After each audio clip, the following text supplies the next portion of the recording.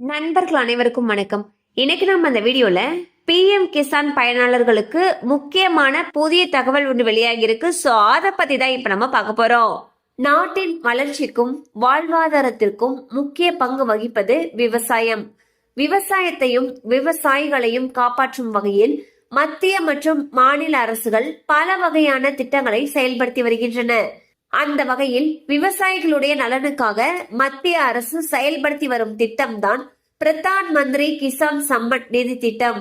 இந்த திட்டத்தில் விவசாயிகளுக்கு உதவித்தொகை வழங்கப்பட்டு வருகிறது. ஆண்டுக்கு 6000 ரூபாய் வழங்கப்படும். இந்த உதவித்தொகையானது 4 மாதங்களுக்கு ஒரு முறை ஆண்டுக்கு 3 தவணைகளாக பிரித்து வழங்கப்படுகிறது. மேலும் PM கிசான் திட்டத்தின் மூலமாக நேரடியாக விவசாயிகளுடைய வங்கி கணக்குக்கு 4 மாதங்களுக்கு ஒரு முறை 2000 ரூபாய் பணம் செலுத்தப்பட்டு வருகிறது. அதன்படி இந்த திட்டத்தில் இதுவரை 18 தவணைகள் பணம் வழங்கப்பட்டுள்ளன. இந்நிலையில் 19வது தவணை எப்பொழுது சம்பந்தப்பட்ட விவசாயிகளுடைய வங்கி கணக்கில் செலுத்தப்படும் என்று விவசாயிகள் அனைவரும் எதிர்பார்த்து காத்திருக்கின்றனர். இந்நிலையில் 19வது தவணை பணம் எப்பொழுது கிடைக்கும் என்பது குறித்த முக்கியமான தகவல் ஒன்று வெளியாகியுள்ளது. அதன்படி வரக்கூடிய பிப்ரவரி மாதம் விவசாயிகளுக்கு PM கிசான் திட்டத்துடைய 19வது தவணை தொகை கிடைக்கும் என்று எதிர்பார்க்கப்படுகிறது.